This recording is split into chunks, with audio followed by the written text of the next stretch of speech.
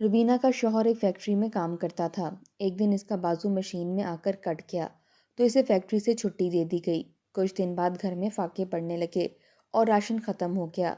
तो इसके बच्चे भूखे प्यासे थे और किसी ने भी इनकी खबर ना ली।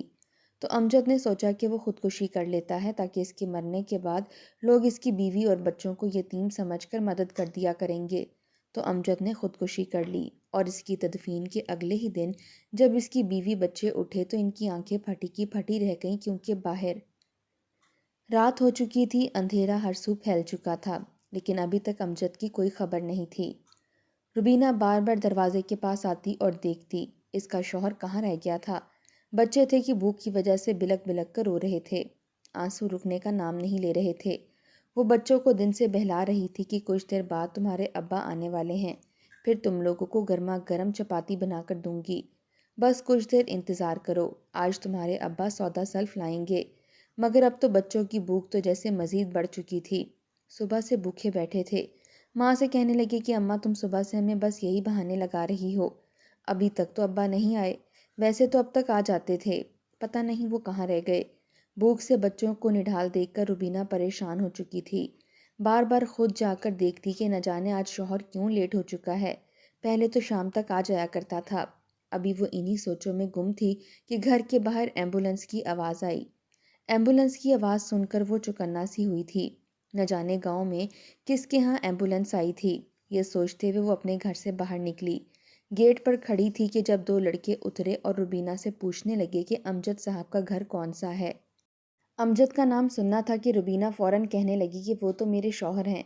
क्यों, क्या हुआ? वो लड़के से बताने लगे कि इनके साथ एक हादसा हो गया है, हम इन्हें अस्पताल से ही घर ला रहे हैं। ये सुनकर तो रुबीना का हाथ सीधा दिल पर गया था और वो रोने लगी। बुखलाकर कहने लगी कि क्या हुआ है मेरे शौहर को, वो तो फैक्ट्री में काम करते थे, कहीं कोई हादसा तो नहीं हो गया। अमजद को जब गाड़ी से निकाला गया तो रुबीना की तो चीख निकल चुकी थी, क्योंकि इसका दायां बाजू मौजूद ही नहीं था, पूरी तरह से कट चुका था। शौहर की यह हालत देखकर रुबीना को गश आ चुका था। आखिर ये क़यामत कैसी टूट पड़ी थी इन पर। अमजद अभी भी दर्द से हाय हाय कर रहा था। इसकी हालत मज़ीद ख़राब होती चली जा रही थी।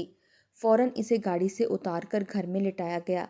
बेचारे अमजद को तो होश भी नहीं थी, वो इस वक्त मौजूद कहाँ है।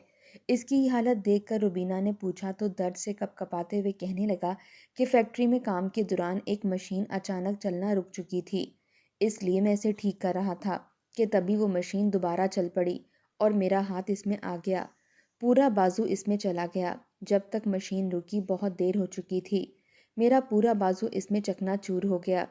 ये सुनकर तो रुबीना रोने लगी थी। छोटे छोटे बच्चे जो कुछ देर पहले भूख से निढाल तड़प रहे थे, अब्बा की हालत देखकर तो जैसे इनकी सारी भूख ही मिट चुकी थी। रोते हुए अब्बा के पास आकर बैठ गए। रिजवान की हालत बेहद ख़राब थी। अगले रोज़ इसे सरकारी अस्पताल ले जाया गया, जहाँ पर इसका इलाज शुरू हुआ। अमजद के पास जो पैसे मौजूद थे, इससे रुबीना सौदा सलफ भी ले आई थी, जिससे बच्चों का पेट तो भरा जा सकता था, लेकिन कब तक। फैक्ट्री के मालिक को जब अमजद की हालत के बारे में पता चला तो इसने अमजद के लिए 50,000 रुपया दिया था और साथ ये भी कहा था कि फैक्ट्री से तुम्हें छुट्टी है जब तक तुम ठीक नहीं हो जाते। इसका तो अब एक हाथ भी मौजूद नहीं था और फैक्ट्री में काम सारा मेहनत वाला था। अगर इसका एक हाथ ही नहीं रहा तो वो अपना काम कैसे कर सकता था। धीरे धीरे इसका जख्म भरने लगा था, मगर दर्द था कि कम होने का नाम ही नहीं ले रहा था। अमजद बिल्कुल बिस्तर पर जा लगा था। इसके 5 बच्चे थे और पांचों ही छोटे थे। इसे इनकी फिक्र सताने लगी थी। न जाने ये जख्म कब भरने वाला था और वो दोबारा जाकर अपने बच्चों की खातिर कामकाज ढूंढता। जब तक पैसे बाकी रहे तो राशन आता रहा। जैसे ही राशन ख़त्म होना शुरू हुआ, अमजद को एक और फिक्र लाहक हो चुकी थी। वो अपने बाजू को देखता तो बेबस हो जाता। अक्सर रुबीना से कहता कि काश मैं ध्यान से काम करता तो आज मेरी ये हालत ना होती। एक तो वैसे ही घर में तंगी चल रही थी, महंगाई बढ़ती चली जा रही है और मेरे पास बचत के नाम पर 1 रुपया भी मौजूद नहीं है। ऊपर से ये मुसीबत मुझ पर टूट पड़ी। अगर राशन ख़त्म हो गया तो फिर भला मैं अपने बच्चों को क्या खिला सकूँगा। रुबीना कहने लगी कि ऐसा मत सोचो, खुदा ने हमारे लिए कुछ बेहतर सोच रखा होगा, बस हमें अपने रब पर भरोसा रखना चाहिए। दवाइयों के अखराजात और राशन ख़त्म हो चुका था और इसके साथ ही पैसे भी ख़त्म हो चुके थे। جب گھر میں 1 روپیہ بھی نہ ملا تو اس نے اپنے رشتہ داروں سے پیسے مانگنے کی سوچی۔ سب سے پہلے تو وہ اپنے بھائی کے گھر گئی تھی۔ بھائی کے گھر جا کر اس نے روتے ہوئے ساری مصیبت گوش گزار کی اور بھائی سے کچھ مدد کی اپیل کی۔ اس کے بھائی نے جیب سے 500 روپے نکال کر اپنی بہن کے ہاتھ پر رکھا تھا کہ میرے پاس یہی ہے، اب میرے حالات بھی تمہارے سامنے ہیں، میں بھی دیہڑی دار مزدور ہوں، اتنا ہی کما پاتا ہوں۔ وہیں جب روبینہ شکریہ ادا کرتے ہوئے گھر سے جانے لگی، اس کی بھابھی نے صاف صاف الفاظ میں کہہ دیا تھا کہ دیکھو بہن، ہمارے حالات بھی تم سے انجانے نہیں ہیں، یہ نہ ہو کہ ایک مرتبہ پھر اپنی یہ بھولی بھالی صورت لے کر میرے شوہر سے پیسے لینے کے لیے آ جاؤ۔ میرے شوہر نے ایک مرتبہ جو دے دیا اسی پر عافیت جانو اور دوبارہ یہاں پر پیسے مانگنے کے لیے مت آنا۔ بھابھی کی یہ الفاظ سن کر ربینہ کا وجود تو گویا کانپ چکا تھا۔ اس کے بعد اس نے اپنے رشتہ داروں کے ہاں رخ کیا۔ سب نے ایک ایک مرتبہ پیسے دیے تھے۔ دوسری مرتبہ جب ربینہ ان کے پاس مدد کے لیے گئی تو سب نے کسی بھی طرح کی مدد کرنے سے انکار کر دیا تھا۔ پہلے ہی وہ لوگ 2 وقت کا کھانا کھاتے تھے اور اب تو ربینہ نے صرف 1 وقت کا کھانا کھانا شروع کر دیا تھا۔ وہ بچوں کو آدھی آدھی روٹی کر کے دیا کرتی، جسے کھا کر وہ اپنا پیٹ بھر لیا کرتے تھے، مگر خود وہ سوکھی بچی روٹی اور پانی پی کر ہی گزارا کر لیتی تھی۔ اپنے حصے کا کھانا وہ امجد کو دے دیا کرتی تاکہ وہ دوا لے کر جلد از جلد ٹھیک ہو جائے۔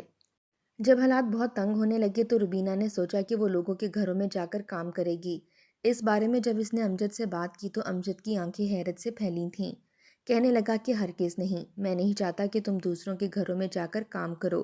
ارے تم میری عزت ہو، میری غیرت ہو، میں نہیں چاہتا کہ تم باہر لوگوں کی جھڑکیاں سہو اور ان کے آگے کام کے لیے ہاتھ پھیلاؤ۔ ربینہ نے جب یہ سنا تو رونے لگی، کہنے لگی کہ گھر رہ کر کیا میں پھر اپنے بچوں کو بھوک سے بلکتا ہوا دیکھتی رہوں؟ تمہاری بھی دوائیاں ختم ہو چکی ہیں، تم دوا لوگے تو جلد از جلد ٹھیک ہوگے۔ یہ گھر ہم دونوں کا ہے، یہ بچے ہم دونوں کے ہیں، اب تک تو تم ہی کما کر لاتے رہے ہو، اب اگر تمہاری طبیعت خراب ہے تو مجھ پر فرض ہے کہ میں تمہاری ذمہ داریوں کو اٹھاؤں۔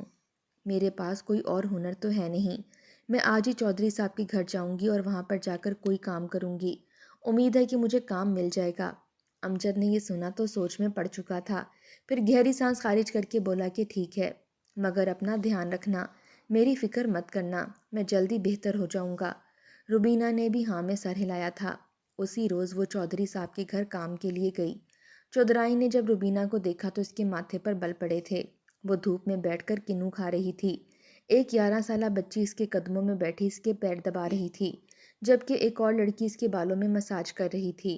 ربینہ ان کے پاس گئی اور جا کر کہنے لگی کہ مجھے اپنے گھر میں ملازمت دے دیجیے۔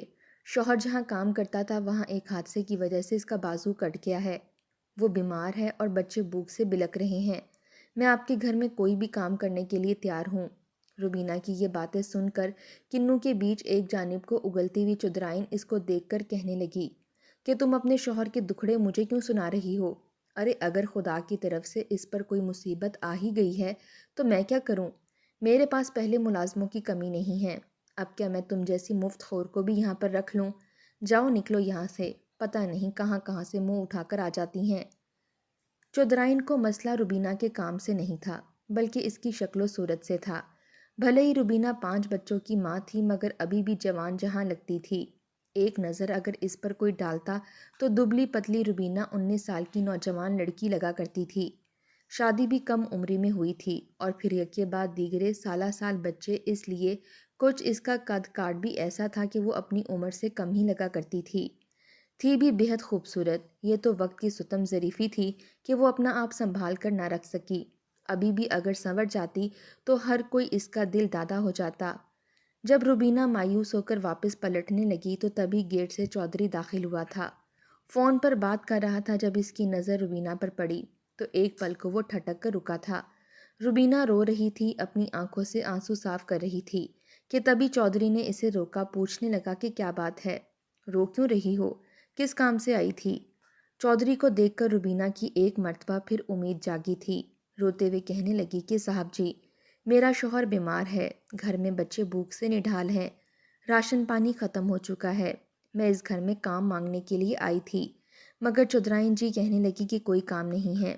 یہ سن کر چودھری نے ایک کڑی نظر اپنی بیوی پر ڈالی تھی، جو چودھری صاحب کو دیکھ کر فوراً سیدھی ہو کر بیٹھ چکی تھی اور ہڑبڑا بھی چکی تھی۔ چودھری کہنے لگا کہ تمہیں واپس جانے کی ضرورت نہیں ہے، تم یہیں پر ہی کام کرو گی اور آج کے بعد دن کا کھانا اور مردان خانے کی صاف صفائی تم نے ہی کرنی ہے۔ روبینہ تو خوش ہو چکی تھی۔ وہ چودھری صاحب کا شکریہ ادا کرتی ہوئی خوشی خوشی وہاں سے چلی گئی۔ جانے سے پہلے چودھری نے اسے کچھ پیسے بھی دیے تھے۔ روبینہ تو خوش ہو چکی تھی مگر چودھرائن کو خطرہ لاحق ہونے لگا تھا۔ خوشی خوشی گھر جا کر امجد کو بتایا کہ مجھے نوکری مل چکی ہے، کل سے میں نے حویلی جانا ہے جہاں پر میں نے کام کرنا ہے۔ یہ سن کر امجد بھی مسکرا اٹھا۔ اگلے ہی روز سے روبینہ نے وہاں پر جا کر کام کرنا شروع کر دیا۔ چودھری کا زیادہ تر وقت گھر میں اپنے مردان خانے میں ہی گزرتا تھا۔ پہلے تو وہ کچن کی صاف صفائی کرنے کے بعد کھانا بنانے لگی، پھر جیسے ہی وہاں سے لوگ اٹھ کر گئے تو وہ مردان خانے کی صفائی کرنے کے لیے گئی۔ چودھری وہیں بیٹھا تھا۔ ایک عجیب سی بو اسے مردان خانے میں محسوس ہو رہی تھی جو آج سے پہلے اس نے کبھی نہیں سونگھی تھی۔ اسے تو ابکائی سی آنے لگی تھی۔ نہ جانے یہ کیسی بدبو تھی۔ سگریٹ اور ایک عجیب و غریب سی بو فضا میں شامل تھی۔ اس نے فوراً سے مردان خانے کی کھڑکیاں کھول دیں کہ تبھی اسے ایک جانب کو کچھ کانچ کی بوتلیں پڑی ہوئی نظر آئیں جنہیں دیکھ کر اور منہ کے آگے دوپٹہ رکھ کر استغفار کرنے لگی تھی۔ وہ تو شراب کی بوتلیں تھیں جو وہاں پر پڑی تھیں۔ یہ بدبو بھی یقیناً انہی کی تھی۔ وہیں صوفے پر چودھری بھی بیٹھا اپنی مونچھوں کو تاؤ دیتا ہوا روبینہ کو دیکھ رہا تھا۔ روبینہ کو حالات کچھ خراب سے لگنے لگے تھے کیونکہ چودھری اسے بڑی معنی خیز نظروں سے دیکھ رہا تھا۔ اس کی چبھتی ہوئی نظریں روبینہ کو اپنے وجود پر محسوس ہو رہی تھیں۔ وہ گھبرا سی گئی تھی۔ اگر اس کی مجبوری نہ ہوتی تو وہ کبھی بھی یہاں پر کام کرنے کے لیے نہ آتی۔ آخر جس بات کا ڈر تھا ایک روز وہ بھی ہو چکا تھا۔ باقی سب کاموں میں مشغول تھے اور چودھرائن بچوں کے ساتھ شاپنگ کرنے کے لیے گئی تھی۔ اسی موقع سے فائدہ اٹھا کر چودھری نے اپنے کمرے کی صفائی کرنے کے لیے روبینہ کو بلایا اور پھر کچھ دیر بعد خود آ گیا۔ ابھی روبینہ کمرے میں آئی تھی کہ چودھری نے کمرے میں آ کر نازیبہ حرکت کرنا شروع کر دیں۔ بڑی مشکل سے روبینہ اپنی عزت بچا کر وہاں سے نکل کر بھاگی تھی۔ جب گھر پہنچی تو اس کی حالت خراب تھی۔ امجد اسے دیکھ کر ہی پہچان چکا تھا۔ اس کے ساتھ کچھ غلط ہوا ہے۔ وہ غصے سے بستر سے اٹھا اور روبینہ سے پوچھنے لگا۔ جب اس نے بتایا تو وہ بھی مشتعل ہو چکا تھا۔ روبینہ کو ہی ڈانٹنے لگا۔ عزت کے چلے جانے سے بہتر ہے کہ میں مر ہی جاؤں۔ نہ جانے یہ مصیبت میرے ہی سر کیوں پڑی ہے۔ کاش میں کبھی اس حالت تک پہنچتا ہی نہ، اور پھر آپ سب کو بھی یہ سب برداشت نہ کرنا پڑتا۔ اگلے روز روبینہ وہاں نہیں گئی تھی۔ ایک مرتبہ پھر گھر کے حالات تنگ ہونے لگے تھے۔ بار بار روبینہ کے ذہن میں الفاظ گونجنے لگے تھے جب چودھری نے کہا تھا کہ اگر وہ یہ راز رکھے تو اس کا خرچ وہ اٹھاتا رہے گا، اس کے بال بچوں کو کسی طرح کی کوئی تنگی نہیں ہوگی، مگر شرط یہ تھی کہ وہ باہر منہ نہ کھولے۔ گھر میں فاقوں کی نوبت آنے لگی تھی۔ بچے بھوک سے نڈال ہو کر کانٹا ہو چکے تھے۔